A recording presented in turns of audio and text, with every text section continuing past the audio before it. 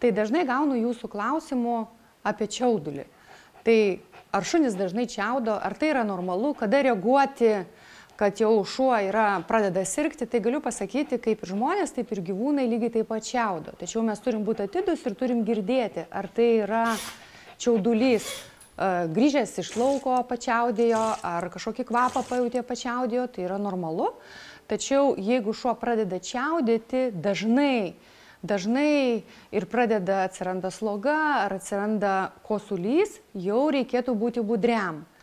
Ir reikėtų visą laiką turėti namuose priemonių.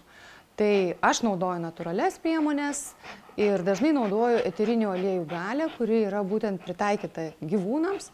Ir jeigu šuo pradeda čiaudėti ir pradeda kosėti, tada jau pradedu gydyti būtent su kopaiba. Tai šiai dienai čiaudulys yra normali forma, tik tai stebėkim savo gyvūnus ir išgirskim, ar čiaudulys pradeda būti toks tankus ir eina į simptomus, kad gyvūnas serga.